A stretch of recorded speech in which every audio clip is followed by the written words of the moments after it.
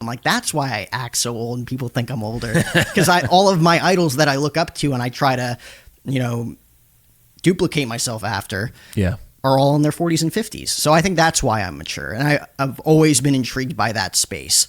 So I don't think it was necessarily like, oh, I just like didn't like fit in a way. It was more so like I was just always drawn to that crowd.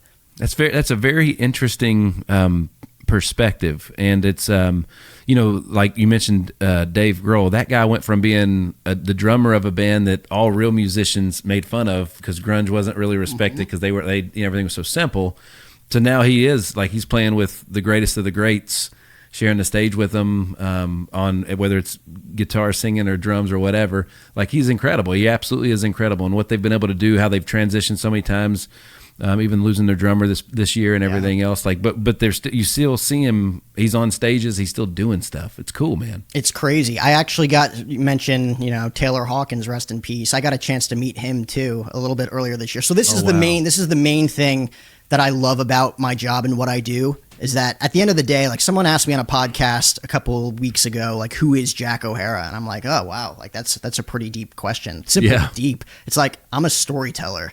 I'm a storyteller who really doesn't, give two F's about what anybody else thinks. I'm going to do it my way. That's important to me too. Because even like on ESPN, like I wouldn't necessarily say I fall in line. Like obviously there's certain things you got to regulate, but like I have my own style of what I want my voice to sound like, as opposed to mimicking someone else or being like, I want to be the next Bob Costas. Like, why would you want to be the next Bob Costas when you could be the first Jack O'Hara or the first Nick Hyder, So that was very important to me. And then being a storyteller, I'll get to that story. Foo Fighters were headlining an event. This was probably the second to last show they did before he passed. Wow. In Tempe, Arizona. It's called the Innings Festival. Okay. And it's hosted by Major League Baseball. So Major League former players come in, and that's where I get my credential. I interview everybody. And I got a chance to meet Chris Shiflett and Rami Jaffe from the Foo Fighters backstage. And they're just like, oh, you want a t-shirt, man? T-shirt Taylor. And Taylor was like giving away all these t-shirts. So he's like, yeah, absolutely, man. Threw me a t-shirt. I'm like, oh, thanks so much, man. Big fan. And then I rushed back because I only had a few minutes to really get to talk to people in catering. And I throw on the shirt immediately, and it's like up to here on me, like a tank top. I'm like, it's a woman's large. Like, what am I going to do? So the girl that came with me that night, I just gave it to her.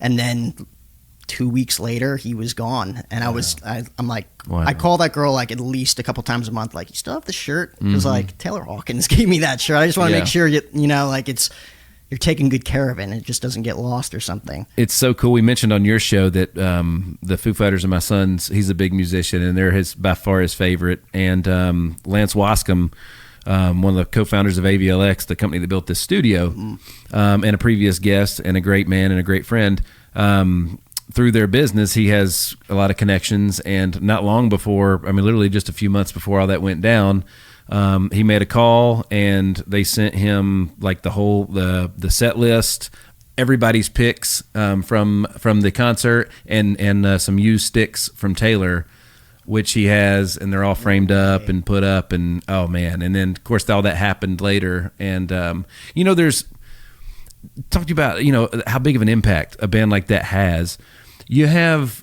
There's certain parts of your life where like, I will never forget where I was standing when I heard about 9/11 for the first time. Yeah.